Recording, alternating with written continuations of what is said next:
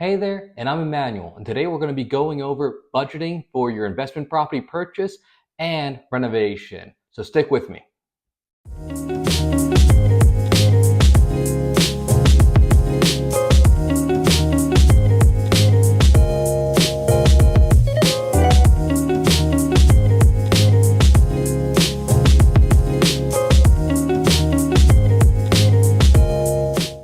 Hi, I'm Emmanuel, and welcome to If I Can, You Can, where if I can do it, you can do it too.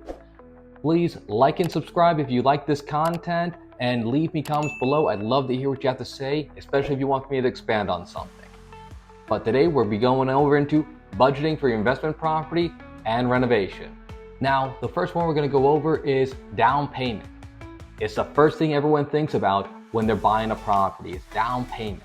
Now, I'm going to go into what that is, but keep in mind, a down payment isn't the entirety of what it costs to purchase a property. And that's a big misconception. People forget about the other costs that are associated with this. So a down payment is a percentage of the purchase price of the property that is used as equity or collateral towards the bank in case you default, then they're not underwater on a property. Now, depending on what loan product you use, this can range between 10 to 20%. For investment properties, I usually see about 20%. So make a budget for 20% of whatever you're purchasing for investment property. Next is going to be closing costs. Now, these are going to be the fees that are going to be used to finalize a purchase of your property. These will include title insurance, appraisal fee, loan origination fees. These are just kind of all those fees it takes to do the process grouped into one. This typically ranges between 2 to 5% depending on who you use and some other factors that you have when you go to the closing table. But nonetheless, please involve it in your budget. Next is home inspections. You're going to want to make sure that that investment property you're getting into is in the shape that you expect it to be in.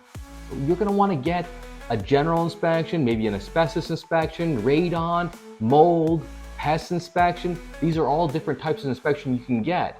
Now, you want to make sure that they're appropriate for the house and the time frame you're going to be buying for, because there's different things that are made at different times that are put into houses, and I'll have a video about that, because some houses may not need an asbestos inspection, but it's a good bet that you may want to get a pest inspection and a general inspection for all your houses to make sure that property you're walking into is in the best shape that you can expect it to be in.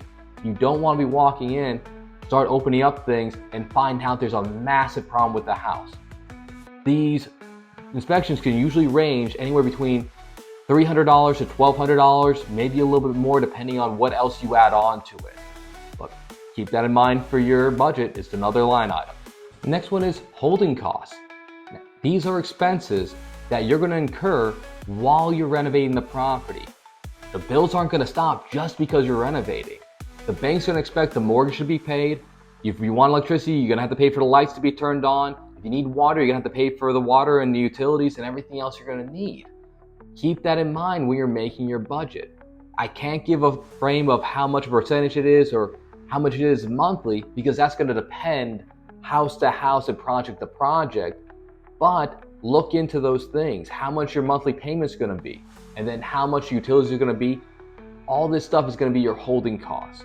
And underneath that, you're going to have utilities, which is one of the things I mentioned. That one is probably going to be between $100 and $500 depending on the size, the units, and what you're doing also. But that's another line item. Next is going to be renovation supplies. This is also going to depend on how extensive your project's going to be. If you have to go in there and all you need to do is put down some flooring, some trim, and put on some paint, that's going to be a lot less than if you have to go in and expand the kitchen and remove load-bearing walls and redo the roof. All this stuff is going to vary. But the supplies it takes to do that is going to be something you're going to have to budget for.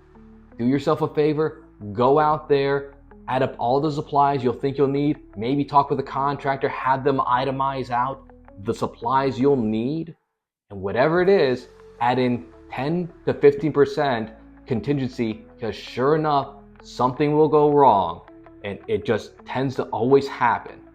But if you had that little buffer in there, you're going to be thanking yourself that you had it in your budget. And then there is labor cost. Labor cost is going to be what it takes to pay your contractors, the people that are coming in to do all the work, whether it's a plumber, electrician, drywaller. This can range, obviously where you're at, but $50, $150 per hour is really going to depend on going in there, talking to the contractor, have them give estimates on how much each one of the projects is going to be. Then you can go in with a clear mind of how much it's going to be. Still, like I said, have a contingency budget in case things go over the budget. Sure enough, you're going to get to the end and you're going to open up a wall somewhere. You're going to find mold or water damage or rotted out beam somewhere, and you're going to have to spend a little bit more money to replace it. Hopefully it's small, but just plan in case it isn't. And now I'm going to talk about the hidden fees that you don't normally think of when you're going into the renovation budget. One of them, it's unfortunate, but vandalism. It's happened in a couple of my properties where somebody sees a house that's under construction and it looks like a juicy opportunity because typically nobody's in construction houses and places are being renovated. So criminals will take that opportunity to break in, try to steal tools, damage things. You don't know what's going to happen, but it can happen. Do keep in mind that can occur and try to budget a little bit on that. The other one would be water damage. Now, this is typically if you have a leaky pipe or something busts in the house, or in my case, I had 2 holes in the roof that wasn't caught during the inspection because there's leaves on top of the roof. Inspectors will come in, but it's not their job to clean up your place so they can find items. The inspector came in, looked at it. To the best of my ability, I wasn't going to get on top of the roof and clean it off, but underneath those leaves, there was 2 holes, one of them the size of a basketball, the other one the size of a football.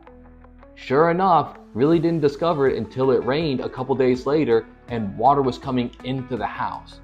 Now, thankfully, there wasn't a whole lot of damage inside the house and all we had to do was remove some sheetrock, but water coming into the house can cause a massive amount of damage. So have a plan in case something goes wrong.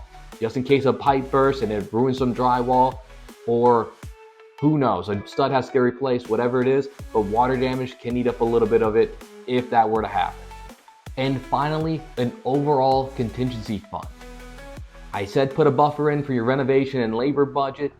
For the whole project, you're gonna want 10 to 15% over what you think it's gonna take. Just in case you overrun on the project, guess what? That holding cost is gonna go up. If you think it's 2 months and it ends up being 6 months, that small piece of your budget just tripled in costs. You wanna plan for that. You wanna have some wiggle room in case you get into that bind. And that's my list of items you need to budget for when purchasing a rental property. Now, if there's anything I missed or anything you want me to expand on, please leave it in the comments below. I love to hear what you have to say. But for right now, that's all I have, and I'll see you in the next one.